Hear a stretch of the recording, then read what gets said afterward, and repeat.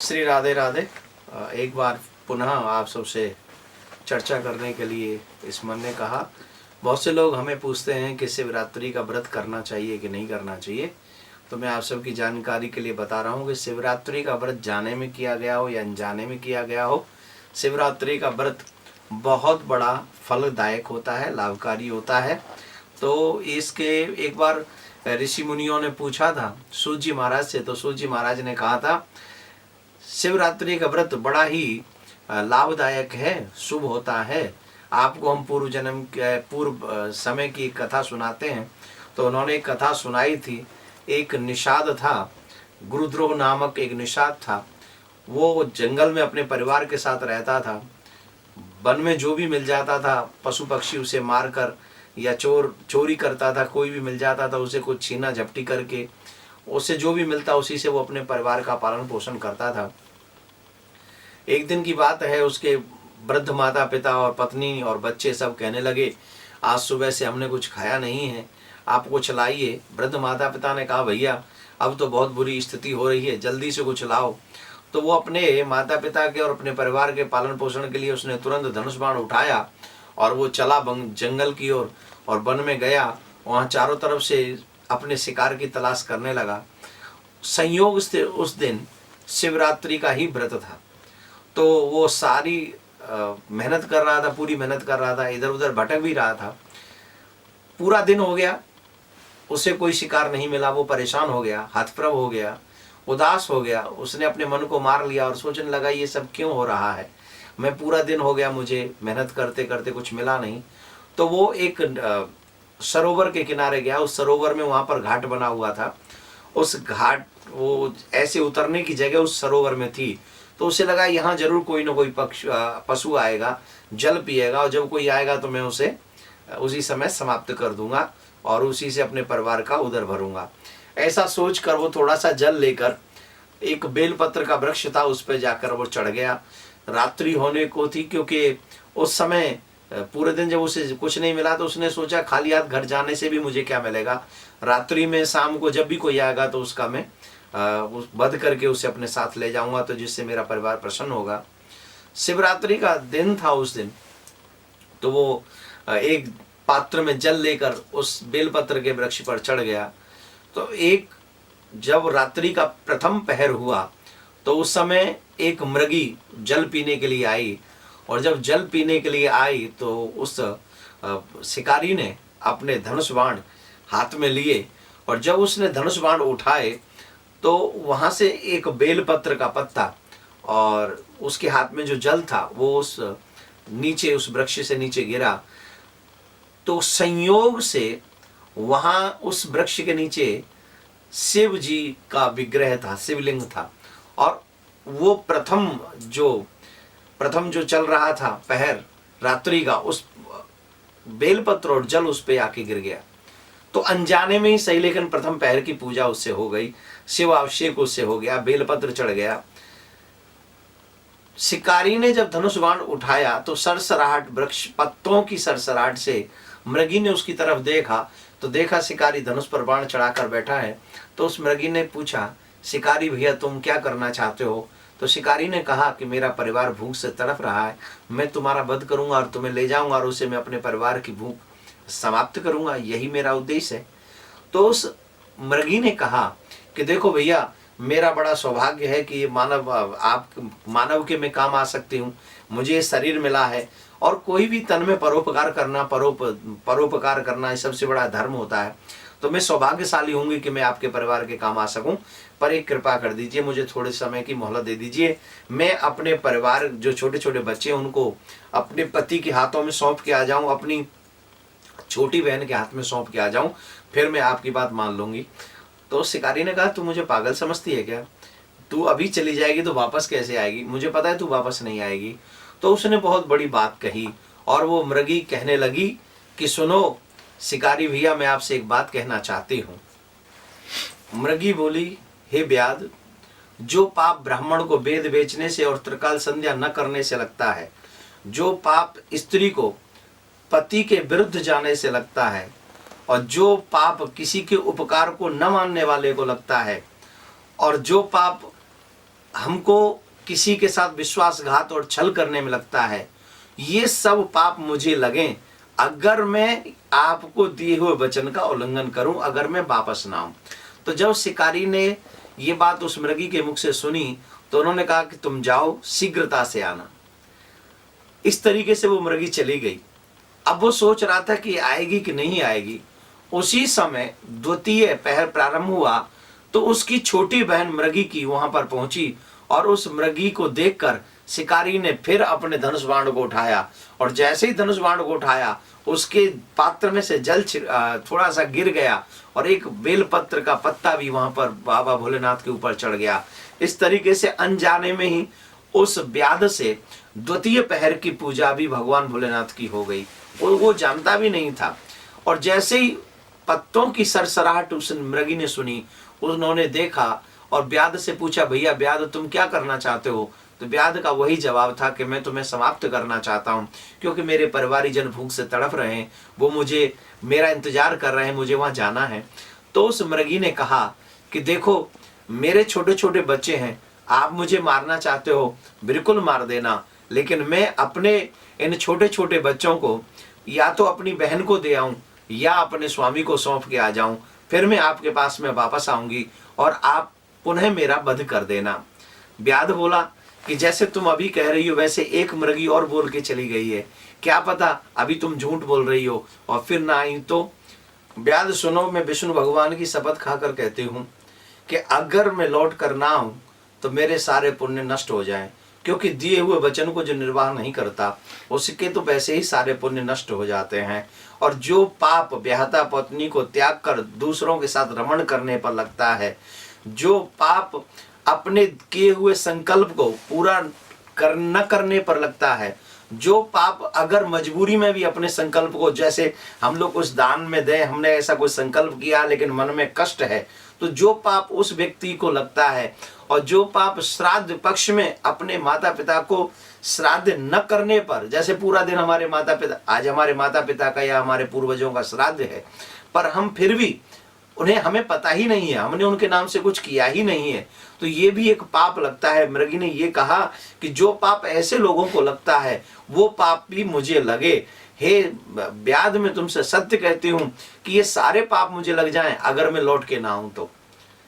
व्याध ने कहा ठीक है, अगर तुम ऐसा कहती हो तो जाओ, जल्दी से लौट के आना, क्योंकि मैं तुम्हारा इंतजार कर रहा हूं, मुझे भी घर जाना है, मेरे भी बच्चे भूखे हैं। मृगी चली गई। तो इस तरीके से दोपहर की पूजा उस व्याध से हो गई, शिवरात्रि के दिन बाबा भोलेनाथ की। फिर इस मृगी के जाने के बाद इन दोनों मृगियों को तलाश करता हुआ इन्हीं का पति मृग बड़ा हष्ट पुष्ट था, वो वहीं पर पहुंचा और तब तक तीसरा पहर प्रारंभ हो चुका था। ये इंतजार कर रहा था कि वो आई नहीं, वो आई नहीं, दो दो कह के चली गई, अभी तक दोनों में से एक भी मृगी नहीं आई। उतने में एक हष्ट पुष्ट मृग को जब इसने देखा तो इसने फिर से धनुष बाण उठाए। तीसरा पहर प्रारंभ हो गया था। इसके पात्र में से जल भी गिरा, बेलपत्र भी गिरा, और धनुष बाण जब उठाने लगा तो सरसराहट हुई। मृग ने देखा, मृग ने पूछा, भाई तुम क्या करना चाहते हो? तो व्याध ने वही जवाब दिया कि मैं तुम्हें समाप्त कर दूंगा और अपने परिवार का भरण पोषण करूंगा। मृग ने कहा कि देखो भाई, तुम मुझे मारना चाहते हो बिल्कुल मार देना, लेकिन मेरे छोटे छोटे बच्चे हैं, मैं उनकी जिम्मेदारी उनके माताओं को दे आऊं, और जैसे ही उनको दे के आऊंगा मैं वापस तुम्हारे पास में आ जाऊंगा। व्याध बोला, दो मृगी मेरे पास से ऐसे जा चुकी हैं, तुम भी जाना चाहते हो? अरे भाई, मैं कब तक तुम लोगों पे भरोसा करता रहूं? मेरे भी परिवार है, मेरे भी बच्चे हैं, वो भूखे बैठे हुए हैं, आखिर मैं तुम्हारी बात को क्यों मानूं? हे व्याध, तुम मेरी बात को ध्यान से सुनो। अगर सत्य न हो तो ये दुनिया नहीं रहेगी। सत्य पर ये सागर टिका हुआ है, सत्य पर ये पृथ्वी टिकी हुई है, सत्य पर ये आकाश टिका हुआ है। सत्य न हो तो ये संसार ही ना हो, क्योंकि संसार है, इसका प्रमाण है कि सत्य है। मैं जो तुमसे कह रहा हूं वो एक एक वाक्य सत्य है। जो पाप विष्णु भक्त होने पर शिव की निंदा करने से, अथवा जो पाप धर्म की निंदा करने से, जो पाप गुरुद्रोह करने से, और जो पाप संध्या कालीन में स्त्री प्रसंग करने से, जो पाप दूसरे की संपत्ति हड़पने से, और जो पाप यत्र तत्र किसी का बुरा करने से, किसी की चुगली करने से लगते हैं, ये सारे पाप मुझे लगे अगर मैं लौट कर ना हूं, अगर मेरा वचन झूठा हो तो। व्याध ने कहा कि तुम्हारी तरह वो दो और जा चुकी हैं, तुम भी जाने की बात कर रहे हो तो मेरा क्या होगा, पर फिर भी मुझे तुम्हारे वचनों पर विश्वास हो रहा है। तुम जाओ, मैं और जल्दी से लौट कर आना, क्योंकि मैं तुम्हारा इंतजार कर रहा हूं। ये मृग भी गया, और ये तीनों ही एक ही परिवार के लोग थे, वो दोनों मृगी भी और ये मृग भी। तो जब इन तीनों आपस में मिले और इन तीनों ने आपस में चर्चा की, तो उन तीनों में चर्चा जो हुई वो यही हुई कि भाई देखो, उस मृग ने हम पर विश्वास किया है, तो हम तीनों में से एक को जरूर जाना चाहिए। तो मृग ने कहा कि मैं तुम्हारा पति हूं, इसलिए मैं चला जाता हूं।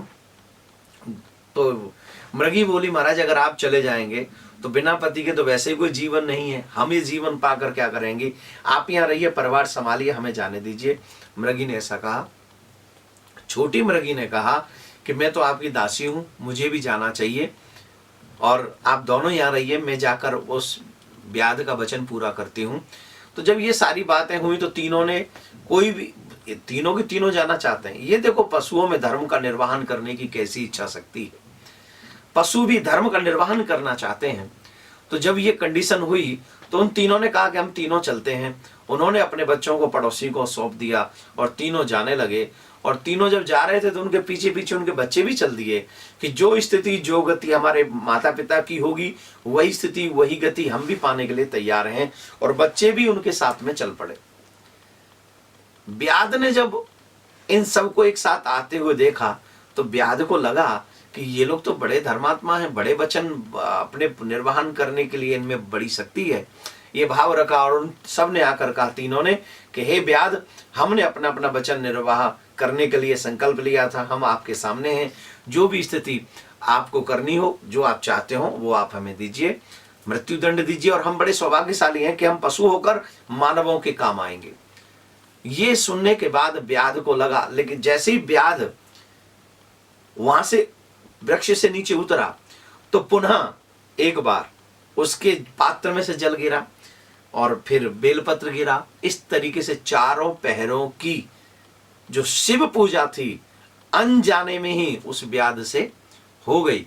और जब पूरी तरीके से चारों पहरों की पूजा हो गई, शिवरात्रि वाले दिन जागृत रहकर उसने शिवरात्रि का व्रत कर लिया, उसे पता भी न चला, उसके सारे पाप नष्ट हो गए। और सारे पाप नष्ट हो गए, उसका हृदय पवित्र हो गया, निर्मल हो गया, और तुरंत वृक्ष से उतर कर कहने लगा, तुम पशु होकर भी इतने धर्मात्मा हो, मैं धन्य हो गया। मैं मानव होकर भी इतना अधर्मी हूं कि अपना पेट भरने के लिए तुम्हें मारना चाहता हूं, लेकिन तुम पशु होकर भी इतने धर्मात्मा हो। जाओ, तुमने आकर जो अपने वचन निर्वाह किए हैं, मैं उससे बड़ा प्रसन्न हूं, आप वापस चले जाओ, अब मैं तुम्हारा वध नहीं करूंगा। ऐसा कहकर उस व्याध ने उन पूरे परिवार को मुक्त कर दिया, वचन से मुक्त कर दिया। लेकिन मन ही मन सोचने लगा, मैं कितना बड़ा पापी हूं कि मैं अपना उदर, अपने परिवार का उदर भरने के लिए दूसरों को कष्ट देता रहा, मार। उसने जीवन भर जो भी पाप किए थे उसके सामने आते रहे, उनकी नजरों के सामने आते रहे, और उनके उस पश्चाताप को देखकर बाबा भोलेनाथ प्रसन्न हो गए। और बाबा भोलेनाथ ने कहा, मैं तुमसे बड़ा प्रसन्न हूं। बाबा भोलेनाथ को देखते ही वो चरणों में लेट गया और कहने लगा, महाराज मैं बहुत बड़ा पापी हूँ। भगवान भोलेनाथ बोले, आप हमसे कोई वरदान मांग लो। बोले, नहीं महाराज, मुझे कोई वरदान नहीं चाहिए, मैं किसी लायक नहीं हूँ, मैं अधम हूँ, मैं आपसे भला क्या वरदान मांग सकता हूँ। तब बाबा भोलेनाथ ने कहा, तुम्हें अवश्य जो तुमने जीवों पर दया करी है इसका फल मिलेगा। तुमने अनचाहे ही सही पर शिवरात्रि का व्रत किया है, तुमने चारों पहर जग कर मेरे ऊपर अभिषेक किया है, बेलपत्र चढ़ाए हैं, इनसे तुम्हारे सारे पाप नष्ट हो जाएंगे। और सुनो, अब तुम जाकर श्रृंगवेरपुर में राज्य करो, और आने वाले समय में भगवान श्री राम त्रिलोकीनाथ तुम्हारे मित्र बनेंगे और तुम्हें उनकी सेवा करने का सौभाग्य प्राप्त होगा। ये सब हुआ, चाहे अनजाने में ही सही, उस व्याध ने अनजाने में ही शिवरात्रि का व्रत किया और उसे इतना बड़ा फल मिला। आप और हम सब जानते हैं, श्रृंगवेरपुर के वो राजा निषाद जो भगवान श्री राम के मित्र भी हुए और वो लक्ष्मण जी से परम ज्ञान भी प्राप्त किया, इत्यादि। उन निषाद की चर्चा रामायण में बहुत सुंदर तरीके से है। तो आप सब जानते हैं, ये सिर्फ अनजाने में शिवरात्रि के व्रत करने से फल मिला। अब आप हम जानिए एक बात, जब अनजाने में इतना बड़ा फल मिल सकता है तो जानबूझकर अगर हम लोग शिवरात्रि का व्रत करें, नियम के साथ हम अगर ये व्रत करें तो हमें कितना बड़ा फल इसका मिलेगा, ये जो कथा मैंने आपको सुनाई है, ये शिव पुराण में प्रमाणित कथा है जो मैंने अभी आपको बताई है। आप सब से मेरा आग्रह है, शिवरात्रि आने वाली है, आप सब अपने मय परिवार के साथ शिवरात्रि का व्रत करें। आप सबको भगवान कृपा करें, अपनी कृपा बनाए रखें आप पे, आप सबका मंगल हो। आप भजन करें, भक्ति में लगे रहें। आप सब के लिए बहुत बहुत शुभकामनाएं। राधे राधे।